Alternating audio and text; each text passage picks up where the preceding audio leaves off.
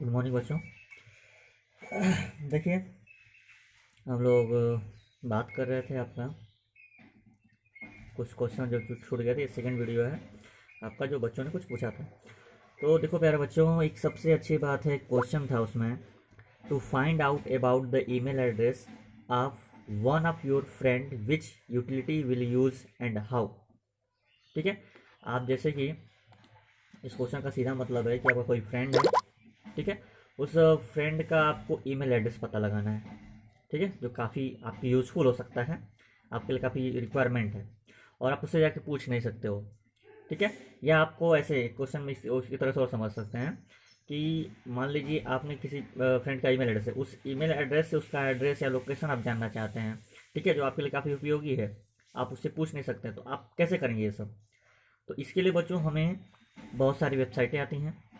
जैसे एक आता है TwoFor.com, ठीक है, इसमें हमें लॉगिन करके हम किसी भी ईमेल आईडी, किसी भी उनकी, जैसे कि TwoFor.com पे क्या कर सकते हैं, हम बंदे का नाम और उसका कंपनी नेम, ठीक है, उसकी थोड़ी बहुत अगर आईडी याद होती है वो डाल करके हम उससे रिलेटेड, उससे सोशल नेटवर्किंग का एड्रेस डाल के उससे रिलेटेड हम उसका ईमेल एड्रेस निकाल सकते हैं।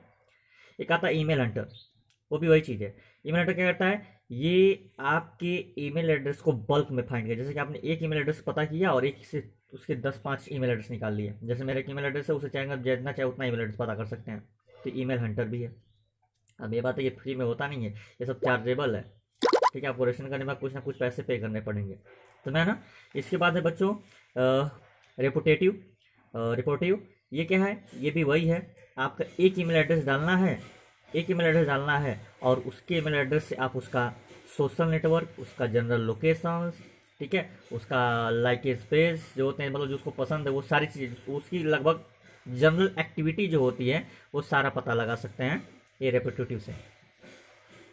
ठीक है, वैसे सबका परमिशन गवर्नमेंट नहीं देती है, लेकिन हमें करना पड़ता है। ठीक है, तो ये आपका है इस क्वेश्चन का मतलब।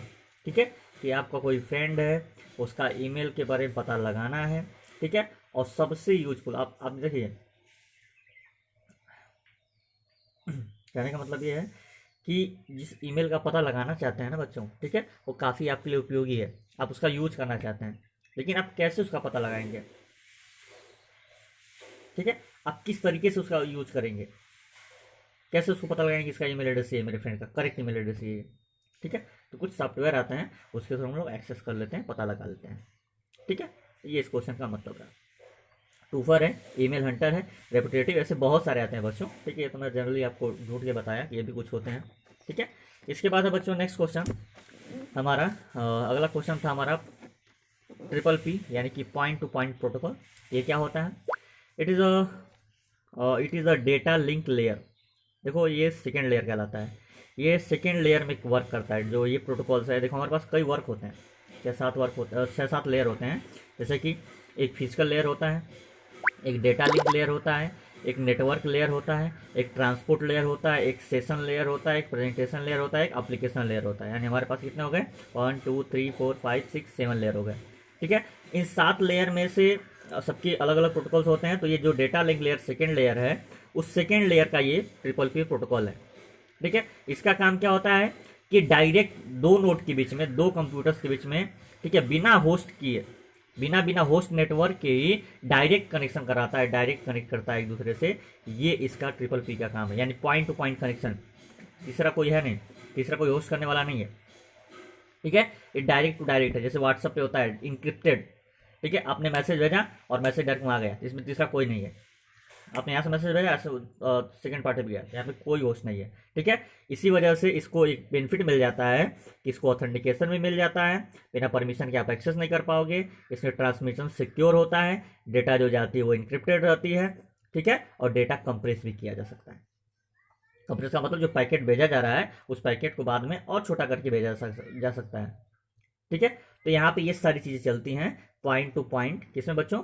पॉइंट टू पॉइंट प्रोटोकॉल्स में। ठीक है, अब इसमें जैसे कि इसमें मैंने बोला कई लेयर होते हैं, 7 लेयर होते हैं। 7 लेयर का मतलब फिजिकल, ठीक है, physical layer, data link layer, session layer, transport layer, network layer, presentation layer, application layer. वैसे तो आया था ऐसे ही, physical, data, network, transport, session, presentation and application layer. ठीक है, ऐसे कई सारे हमारे पास लेयर हैं। डिस्कस कर सकते हैं। तो ये जो हम ट्रिपल पी की बात करें, सेकेंड लेयर का है और उसका सीधा सीधा वर्क है कि बिना होस्ट के, बिना थर्ड पार्टी के, ठीक है, ये डायरेक्ट दो नोड को कनेक्ट करता है, डायरेक्ट दो नोड के बीच कम्युनिकेशन कराता है। ठीक है, इसका बेनिफिट यह मिलता है कि इसको ऑथेंटिकेशन, ट्रांसमिशन, इंक्रिप्शन और डेटा कंप्रेशन मिल जाता है इसी वजह से। ठीक है, कोई थर्ड तो है नहीं, तो एक्सेस कोई किसी और को परमिशन रहेगा नहीं, चाहिए आप भी एक्सेस करिए।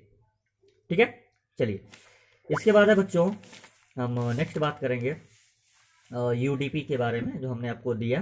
ठीक है, यूडीपी प्रोटोकॉल क्या है बच्चों? User datagram protocol. ठीक है, ये भी टीसीपी की तरह वर्क करता है बच्चों, ये भी टीसीपी ही है। ठीक है, इसमें खास बात ये है, ठीक है, कि ये बिना वेरिफिकेशन के डेटा को भेजता है। टीसीपी में क्या था, डेटा को लेने के बाद वेरीफाई किया जाता था, यहाँ पे तो बिना वेरिफिकेशन के ही भेज दिया गया। पहली बात तो यूजर डेटाग्राम प्रोटोकॉल है। डेटाग्राम का मतलब क्या होता है? बेसिक ट्रांसफर यूनिट, जो मैंने बताया था ना आपको, याद होगा पैकेट में ट्रांसमिशन डेटा बोला था, तो उसमें एक हेडर पार्ट होता है और एक क्या होता है आपका डेटा वाला पार्ट। हर पैकेट में एक हेडर और एक डेटा पार्ट, वही है, उसी को हम लोग डेटाग्राम बोलते हैं। कह रहा है जो बेसिक पार्ट है, अगर यूडीपी यूज करेगा वो, तो वो बिना, यानी कि इसको हम लोग जैसे आईपी को बोलते थे कनेक्शन लेस, वैसे यूडीपी भी क्या है, कनेक्शन लेस प्रोटोकॉल है। ठीक है, ये बिना वेरिफिकेशन के, ठीक है, और इतना फास्ट, क्योंकि देखो जैसे पास वेरिफिकेशन जब नहीं होगा तो इसकी स्पीड और बढ़ जाएगी। ठीक है, तो टीसीपी के कंपेयर में इसकी स्पीड और तेज बढ़ जाती है और काफी इफिशियंट भी हो जाता है। ठीक है, लेकिन बिना वेरिफिकेशन के डेटा को भेजता है, डेटा को ट्रांसफर करता है। इसकी साइज जो होती है बट 64 KB की साइज होती है, समझा ना? तो ये इसमें खास बात है। ठीक है, यूडीपी में, समझा ना? तो यूडीपी फिर सुन लो, यूडीपी क्या है? यूजर डेटाग्राम प्रोटोकॉल है। अगर डेटाग्राम की बात करें तो डेटाग्राम का मतलब होता है, जो हम एक छोटा सा सेक्शन बताए थे डेटा ट्रांसमिशन में, पैकेट के बारे में बात किए थे, तो वही पैकेट को हम लोग बेसिक, उसी को डेटाग्राम बोलते हैं हम लोग, बेसिक ट्रांसफर यूनिट, यानी वही मेरा डेटाग्राम है। ठीक है, यूडीपी कनेक्शन लेस प्रोटोकॉल है, ठीक है, यानी आईपी की तरह। दूसरा है यूडीपी फास्ट, ठीक है, और इफिशियंट है, किसके कंपेयर में? टीसीपी के कंपेयर में। ठीक है, जैसे टीसीपी का वो ऐसे काम करता है, बस इसमें है कि इसमें बिना वेरिफिकेशन के डेटा ट्रांसफर हो जाएगा, इसमें बिना वेरिफिकेशन के डेटा ट्रांसफर हो जाएगा। इसकी जो पैकेट की साइज होती है बच्चों वो 64 KB होती है। वहाँ तो आपको पैकेट साइज बताए थे टीसीपी में, याद होगा ना? भूल गए? हाँ, ठीक, गुड। चलिए इसके बाद नेक्स्ट है बच्चों बाइनरी डेटा। बाइनरी डेटा देखो, वैसे तो कई टाइप में, हम हर जगह अलग अलग समझते हैं। वैसे 0-1 की जो कोड है वही हमारा बाइनरी डेटा होता है। ठीक है, लेकिन हम बाइनरी डेटा को अलग अलग तरीके से समझते हैं बच्चों। ठीक है, हर जगह ईमेल में अलग, एसक्यूएल में अलग, ठीक है, जावा में अलग, आपका एडवांस जावा में अलग, ठीक है, .NET में अलग, हर तरीके से अलग अलग बाइनरी डेटा को हम लोग समझते हैं। लेकिन एक बेसिक जो बच्चे ने पूछा वो था ईमेल से, कि ईमेल में बाइनरी डेटा क्या मतलब है। बाइनरी डेटा का मतलब हम वहाँ ईमेल से समझते हैं कि वहाँ पे हम दो टाइप पढ़े थे, एक टेक्स्ट टाइप था, ठीक है, एक टेक्सचुअल था, और एक हमारा बाइनरी डेटा है। तो टेक्सचुअल का मतलब जो आप टेक्स्ट भेजते हो सिर्फ टेक्स्ट ही ईमेल पे जा सकता है। ठीक है, ये SMTP का काम था, जो टेक्स्ट ही को ले जा सकता है, लेकिन वो बाइनरी डेटा को नहीं ले जा सकता था। बाइनरी डेटा का मतलब जो मल्टीमीडिया चीज़ें थी, जैसे कि ऑडियो था हमारा, ठीक है, वीडियो था हमारा, समझा ना? ऑडियो था, वीडियो था। ठीक है, तो अब ये जो ऑडियो वीडियो की बात हो रही है, ये मेरा हो गया आपका बाइनरी डेटा, यानी कि इनको ऑडियो वीडियो को बाइनरी डेटा में रखा जाता है और फिर बाद में उसको बदल करके, चेंज करके उसको हम लोग टेक्सचुअल बनाते हैं, और टेक्सचुअल बनाने के बाद उसको सेंड करते हैं, और बाद में जो एक्सेस करने वाला होता है, रिसीवर जो होता है, उसको फिर से ट्रांसपोर्टेबल करके अपने में फिर से बाइनरी डेटा ले लेता है। ठीक है, तो ये चीज़ें वहाँ पे चलती रहती हैं। तो यहाँ पे बाइनरी डेटा का मतलब है, ईमेल की बात कर रहे थे हम लोग, ईमेल पे बाइनरी डेटा का मतलब है कि ऑडियो और आपका वीडियो, ठीक है, 0-1 के फॉर्म में रहेगा। ठीक है, वही आपका बाइनरी डेटा कहलाता है। बाकी नहीं तो वैसे जनरली आप लिखते हो तो टेक्सचुअल ही होता है। ठीक है बच्चों, ओके, इसके लिए अलग से प्रोटोकॉल आता था, आपको याद भी होगा। ठीक है, इसके बाद हम बात कर रहे हैं बच्चों पॉडकास्ट की। एक बच्चे ने पूछा था पॉडकास्ट क्या होता है, तो पॉडकास्ट एक डिजिटल ऑडियो फाइल है, जैसे आप लोग कहानियाँ सुनते हो ना, सिर्फ कहानी ऑडियो, ठीक है, उसका कहानियाँ बनाए तो उसकी कई सारी वेब सीरीज बनाई, जैसे रेडियो पे चलता है, रेडियो पे क्या होता है, कहानियाँ बताई जाती हैं। तो एक ऑडियो फाइल है जिसको आप, पॉडकास्ट का यहाँ पे मतलब है कि अब ऐसा वे आ गया है कि उस ऑडियो को डाउनलोड करके रखिए और आसानी से सुनिए बैठ करके। ठीक है, मतलब एक मिनी सीरीज, किसी स्टोरी की बहुत बड़ी सीरीज है जिसका ऑडियो फाइल बना करके, ठीक है, आपको सुनाया जाता है, आप डाउनलोडिंग फाइल की तरह उसको यूज कर सकते हो। क्लियर है? इसके बाद है P2P, peer to peer network. What is the peer to peer network?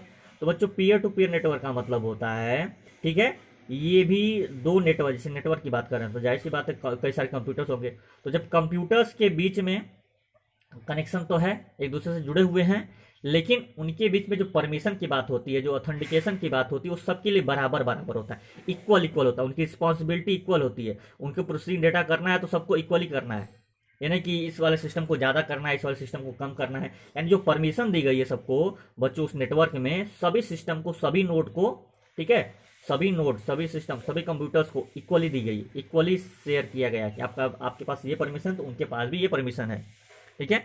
ऐसा नहीं कि उनके पास ज़्यादा कम है। समझ रहा बच्चों ना। तो ये रहा आपका पीयर टू पीयर नेटवर्क, ठीक है। यानी कहने का मतलब it is a group of computer network that are link together with equal permission and responsibility for processing data, ठीक है। अब इससे आसान कहाँ डिफिनेशन बन सकता है। समझ आएगा बच्चों। तो ये था आपका होमवर्क जो आपने बार बार रिवीजन में पूछा था, सर ये बता दीजिएगा, मैंने बता दिया। अभी भी किसी बच्चों को डाउट होगा तो अब आपसे क्या रिक्वेस्ट करें, हम ही रिक्वेस्ट आपसे कर लेते हैं कि अगर आपको कोई डाउट है, ठीक है, 2 चैप्टर हमने पढ़ा चुका है, ठीक है। देखो वेब एप्लीकेशन के 2 पार्ट थे, समझा ना, इन दोनों पार्ट को मैंने अच्छे से पढ़ा दिया है। अगर आपको कहीं भी कोई डाउट है, आपको कहीं भी कुछ भी पॉइंट आपको समझ में नहीं आता है बच्चों, तो एक बार ज़रूर पूछें, ठीक है। मैं आपको ओरल टेस्ट के लिए रखा था कि कुछ दिक्कतों की वजह से नहीं हो पा रहा है, ठीक है। और एक बार तो बच्चे ही नहीं आए थे, तो कहने का मतलब है डरने की कोई ज़रूरत है नहीं, एक नॉर्मल लेक्चर चल रहा है, सुनिए। आपको कुछ समझ में नहीं आता है, ठीक है, तो आकर के उससे पूछिए। लग बाई चांस हो सकता है मुझे भी कुछ पॉइंट ना समझ में आए, तो जाहिर सी बात है ऐसा नहीं कि हम आपको बताएंगे उसको फिर से हम बताएंगे आपको, थोड़ा सा मुझे स्टडी करना पड़ेगा, समझ है ना। तो वो चीज़ें हैं। तो कहीं ना कहीं आप भी थोड़ा सा रिस्पॉन्सिबल बनिए। आपको नहीं समझ में आ रहा तो आप पूछिए हमसे, नहीं पूछेंगे तो फिर हम कैसे जानेंगे आपके मन की बात, नहीं आपको ये चीज़ समझ में नहीं आई। हम तो पूछेंगे हाँ आप हाँ बोल लोगे, हाँ सर अच्छे से समझ में आ गया। अगर कहीं से भी कोई पॉइंट समझ में नहीं आया तो उसको दोबारा पूछिए ना, मैं इस पर दोबारा वीडियो बना के भेजूंगा या ऑनलाइन क्लास में बता सकता हूँ। कुछ तो समझिए बात को, ठीक है। तो आपसे बस आज के लिए यही, थैंक यू और ऑल द बेस्ट। मैं ऑल द बेस्ट से बोल रहा हूँ कि टेस्ट लेने वाला हूँ, ठीक है, ओरल भी हो सकता है और रिटर्न भी हो सकता है। इस वीक तो सैटरडे है, जाहिर सी बात टेस्ट होगा, 2 चैप्टर्स कंप्लीट हो गए हैं। अब हम इसके आगे अगर आप कुछ नहीं पूछोगे तो फिर जस्ट नेक्स्ट डे से हम लोग नेक्स्ट चैप्टर शुरू कर देंगे, ठीक है। तो आज के इतना ही, ओके, चलिए।